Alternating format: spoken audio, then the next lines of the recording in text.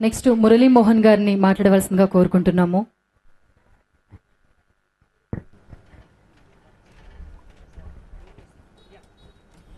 అందరికీ నమస్కారం అండి. వేదిక మీద చాలా మంది ప్రముఖులు, శ్రేయోభిలాషులు, నాయకులు అందరూ ఉన్నారు. అందరికీ పేరు పేరున అంటే ఇంకా చాలా టైం పడుతుంది కాబట్టి అందరికీ పేరు పేరున హృదయపూర్వక నమస్కారాలండి. వాళ్ళ మన చౌదరి గారు మన అత్యంత ప్రియమైన నాయకుడు శ్రీ నారా చంద్రబాబు నాయుడు గారి 75వ సంవత్సర జన్మదినోత్సవాల్ని ఇక్కడ ఘనంగా జరుపుతున్నారు. చాలా సంతోషం. ఎందుకంటే ఈ సంవత్సరం ఆయన మామూలుగా ఎప్పుడు సెలవు తీసుకోరు. 75వ జన్మదినోత్సవం అని చెప్పి అందరినీ అడిగి ఆయన అమెరికా వెళ్ళటం జరిగింది. అక్కడికి వెళ్ళాక కూడా పార్టీ గురించి ఆలోచిస్తారు. అక్కడ పార్టీ ప్రముఖులతోనే మాట్లాడతారు. అక్కడ ఉన్న వాళ్ళందరూ మన అమరావతికి రండి, ఇండస్ట్రీస్ పెట్టండి, అభివృద్ధి చేయండి అనేది చెప్తారు తప్ప అక్కడ కూర్చొని కబుర్లు చెప్పుకోవడానికి కాదు అక్కడికి వెళ్ళింది ఆయన. ఆయన ఈ రోజు ఎంత కష్టపడతారో మీకు అందరికీ కూడా తెలుసు. దూరదృష్టి ఉన్న ఒక మహా వ్యక్తి ఎవరు అంటే చంద్రబాబు నాయుడు గారే. చాలా మంది ఇల్లు తగలబడుతుంది అనుకోండి, అయ్యో ఇక్కడ నీళ్లు లేవే, నువ్వు దవ్వుదాం అని అప్పుడు నువ్వు దవ్వటం మొదలు పెడతారు. కానీ చంద్రబాబు నాయుడు గారు 20 సంవత్సరాల తర్వాత ఏం కావాలి, ఎంత జనాభా పెరుగుతుంది, ఎన్ని కార్లు పెరుగుతాయి, ఎన్ని కాలేజెస్ కావాలి, ఎన్ని స్కూల్స్ కావాలి, ఎన్ని హాస్పిటల్స్ కావాలి, ఎంత వైడన్ రోడ్లు కావాలి అనేది 20 ఏళ్ల ముందు గురించి ఇవాళ ఆలోచించి దాన్ని అభివృద్ధి చేసే వ్యక్తి మనకి ఇండియాలో ఎవరైనా చెప్పాలంటే చంద్రబాబు నాయుడు గారి తర్వాత ఎవరైనా సరే. అలాంటి ముందు చూపన్నటువంటి వ్యక్తి. ఆ రోజున ఐటీ అంటే అందరూ నవ్వారు. ఐటీ ఏముంటుంది ఐటీ అని అంత ఊహించారు. కాబట్టి ఆయన ఆ రోజున ఈ ప్రోగ్రాం గురించి పోయి అమెరికా వెళ్ళి ఎంతో మందిని కలిశారు.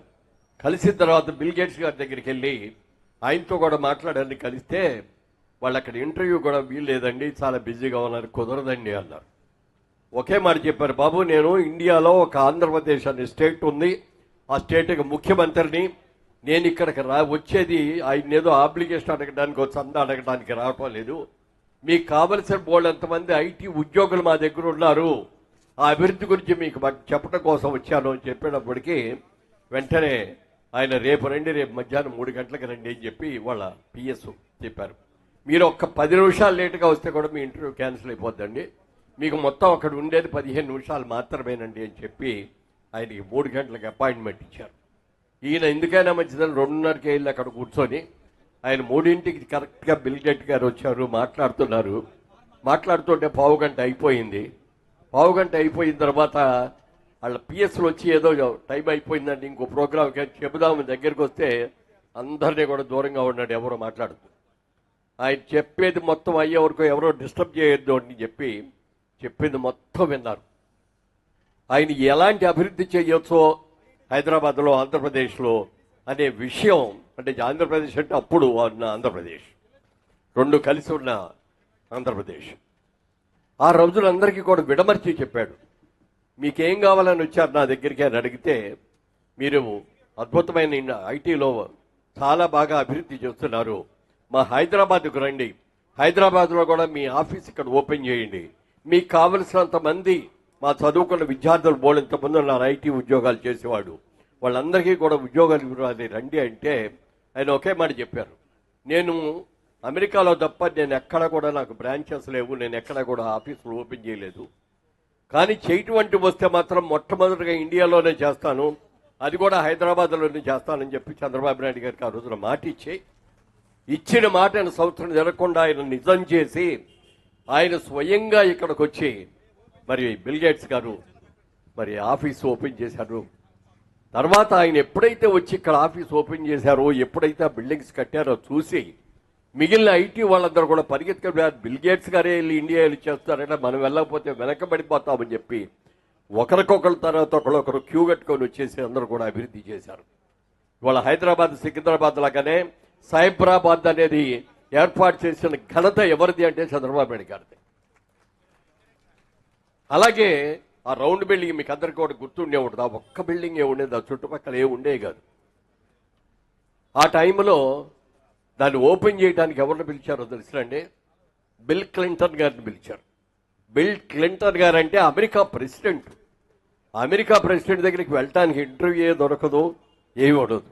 అలాంటి ఆయన దగ్గరికి వెళ్ళి, సార్ మేము హైదరాబాద్లో, ఆంధ్రప్రదేశ్లో, ఇండియాలో ఒక ఐటీ ఇండస్ట్రీకి స్టార్ట్ చేసాం, మీ మంచి చేతులతో మీరు వచ్చి ఓపెన్ చేయాలండి అని చెప్పి అడిగితే తప్పకుండానండి అన్నారు. ఒక అమెరికా ప్రెసిడెంట్ రావాలంటే మామూలు విషయం కాదండి.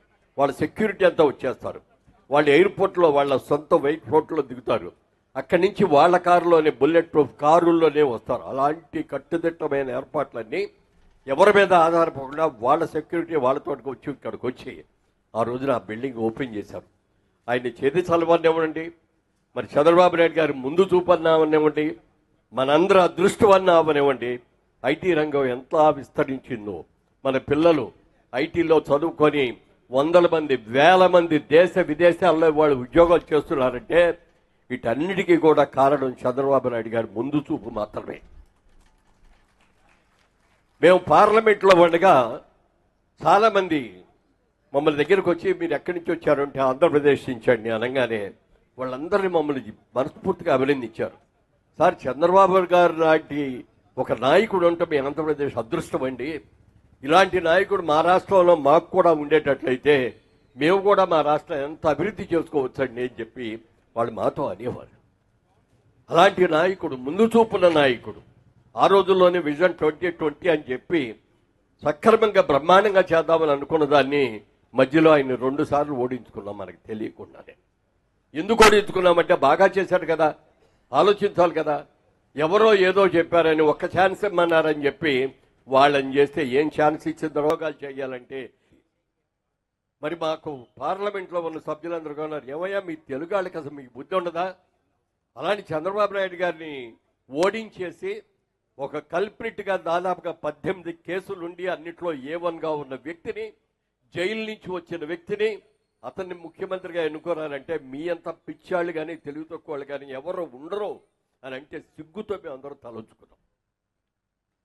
మరి వాళ్ళ దేశ విదేశాల్లో ఉన్న ఇంజనీర్లందరూ కూడా చంద్రబాబు నాయుడు గారిని తీసుకువెళ్ళి, ఈ వయసులో 73 సంవత్సరాల వయసులో ఆయన తీసుకువెళ్ళి జైల్లో పెట్టి కనీస అవసరాలు కూడా చేయకుండా చేస్తే దేశ విదేశాల్లో ఉన్న మనందరికంటే కూడా ముందు రియాక్ట్ అయింది ఎవరు అంటే విదేశాల్లో ఉన్న ఐటీ ఉద్యోగులందరూ కూడా రియాక్ట్ అయ్యి, చంద్రబాబు నాయుడు గారు మీరు ఆ రోజున దూసుతో చేసిన దీంతో మేమందరం కూడా ఇవాళ పెద్ద పెద్ద ఉద్యోగాలు చేయించుకోగలుగుతున్నాం, మీ ప్రేమ, మీరు చేసినటువంటి భిక్ష మాకు ఇది, మీరు ఇలాంటి స్థితిలో ఉన్నారంటే మేము ఎవరు భరించలేకపోతాం అని అక్కడ దేశాలందరూ కూడా రియాక్ట్ అయ్యి మనందరికంటే కూడా ముందు ఈసారి చంద్రబాబు నాయుడు గారిని గెలిపించుకోవాలి, ఈసారి కూడా ఆయన్ని గెలిపించుకోలేకపోతే రాష్ట్రం ఎందుకు పనికి రాకుండా పోతుంది అని చెప్పి వాళ్ళందరూ కూడా కేవలం ఓటేయటానికి రావటమే కాకుండా వాళ్ళ కుటుంబ సభ్యులకి అందరికీ కూడా చెప్పి అఖండమైన మెజార్టీతో గెలిచేటట్టు చేశారంటే అది వాళ్ళు రుణం తీర్చుకున్నారు నిజంగా చెప్పాలంటే. అలాంటి అవకాశం ఉన్నటువంటి ఒక గొప్ప ముఖ్యమంత్రి, విజన్ ఉన్న ముఖ్యమంత్రి. ఇప్పుడు తెలంగాణ ఉందంటే హైదరాబాద్ ఉంది, ముఖ్యపట్నం బ్రహ్మాండమైంది. కర్ణాటక ఉందంటే బెంగళూరు ఉంది, మైసూరు ఉంది. తమిళనాడు ఉన్నామంటే మరి చెన్నై ఉంది, కోయంబత్తూరు ఉంది, సేలం ఉంది. మాకు ఆంధ్రప్రదేశ్కి మనకి ఏముందండి? మా క్యాపిటల్ ఏది, మీ క్యాపిటల్ ఏది అంటే ఏ ఊరని చెప్పాలి. వైజాగ్ సిటీ కాదు, విజయవాడ సిటీ కాదు, గుంటూరు సిటీ కాదు, తిరుపతి సిటీ కాదు. ఏది మీకు సిటీ? మీకు హైదరాబాద్ లాంటి సిటీ మీకు ఏముంది అని చెప్తే ఏం లేదు. చంద్రబాబు నాయుడు గారు చాలా ఆలోచించి ఇటు విజయవాడ, మంగళగిరి, తెనాలి, గుంటూరు, అమరావతి ఇవన్నిటి కలిపి ఒకే సిటీ చేయాలని చెప్పి ఆ అమరావతిలో రాజధాని అక్కడ కడతాం, ఇది సెంటర్గా ఉంటుంది, రాయలసీమ వాళ్ళకి కానీ అలాగే ఉత్తరాంధ్రప్రదేశ్ వాళ్ళకి కానీ అందరికి కూడా ఉంటుందని చెప్పి అది చేసి అద్భుతంగా దాన్ని అభివృద్ధి చేస్తూ ఉంటే దురదృష్టవశాత్తు మనం ఆయన ఓడగట్టాం. ఇవాళ రోజు చాలా ఆల్రెడీ వాళ్ళ ప్రధానమంత్రి గారు కూడా ఇదొకట్లాగా కాకుండా చంద్రబాబు నాయుడు గారు ఏది అడిగితే అది లేదు కాదు అనకుండా చేయడానికి ఆయన వచ్చేస్తున్నారు. రేపు మళ్ళీ ఈ అభివృద్ధి కార్యక్రమాలన్నీ కూడా ప్రారంభించడం కోసం మేము 2వ తారీఖు అనుకుంటా ఆయన కూడా ఇక్కడికి వస్తున్నారు. ఈసారి అద్భుతంగా చేస్తారు. క్రితంసారి చేసినట్టుగా మట్టి నీళ్లు ఇవ్వటం కాకుండా డెఫినెట్ గా మంచి అభివృద్ధి కార్యక్రమాలకు కావలసిన ఫండ్స్ అన్ని ఇస్తారు. అమరావతి అనేది మరి అందరూ కూడా గర్వంగా చెప్పుకునే రీతిలో ఉండే ముఖ్య పట్టణం అవుతుంది అని చెప్పి నేను మనస్ఫూర్తిగా కోరుకుంటున్నాను. ఇవాళ తెలంగాణ ఇంత అభివృద్ధి చెందుతుంది అంటే దానికి మూల కారకుడు చంద్రబాబు అనే సంగతి మీకు అందరికీ తెలుసు. ఔటర్ రింగ్ రోడ్లు చేసినా, ఇంటర్నేషనల్ ఎయిర్పోర్ట్ చేసినా, ఈ school of business India, school of business అని అది పెట్టినా, ఏది పెట్టినా కూడా ఆయనే. ఆయన కష్టపడి ఇక్కడ సిమెంట్ రోడ్లు, సీసీ రోడ్లు వేశారు. ఇక్కడ ఈ సీసీ రోడ్ల మీద ఇప్పుడు వచ్చిన ముఖ్యమంత్రులందరూ కూడా రయ్యమంటూ కూడా వెళ్ళిపోతున్నారు. అందరూ కూడా బాగా చేస్తున్నారు. ఎవరు కూడా ఫలానా వాళ్ళు చేయలేదు అనేది నేను అన్ను. ఇది రాజకీయ విమర్శలకు సంబంధించేది కాదు. గతంలో ఉన్న ముఖ్యమంత్రులు కానీ, ఇప్పుడున్న ముఖ్యమంత్రి కానీ దేశ విదేశాలకు చంద్రబాబు నాయుడు గారు ఎలా చేస్తారో విదేశాలకు కూడా వెళ్ళి అక్కడున్న పారిశ్రామికవేత్తలందరినీ కూడా కలుసుకొని మా హైదరాబాద్ రండి, మీకేం ఫెసిలిటీస్ కావాలంటే మేము ఇస్తాం, మీరు వచ్చి అభివృద్ధి చేయండి అని అంటే, ఇప్పుడు ఇవాళ మన రేవంత్ రెడ్డి గారు కూడా అదే పని మీద ఉన్నారు, వెళ్ళారు జపాన్ నుంచి. అక్కడ వాళ్ళు కూడా ఎంతో అద్భుతంగా రియాక్ట్ అయ్యి వాళ్ళు కూడా వచ్చేస్తున్నారు. అలా చంద్రబాబు నాయుడు గారు కూడా ఆరోగ్య ఐశ్వర్యాలతో ఆయన తొలతూగాలని, ఇంకా మనందరికి కూడా ముఖ్యమంత్రిగా ఉండటానికి, మన రాష్ట్రాన్ని అభివృద్ధి చేసుకోవడానికి అన్ని రకాలుగా సహకరించాలి. కాబట్టి ఆయన్ని రాబోయే 2-3 టర్మ్స్ కూడా కంటిన్యూస్ గా మళ్ళీ ఇంకో పార్టీ మార్చడం కాకుండా చంద్రబాబు నాయుడు గారినే ముఖ్యమంత్రి చేయాలని,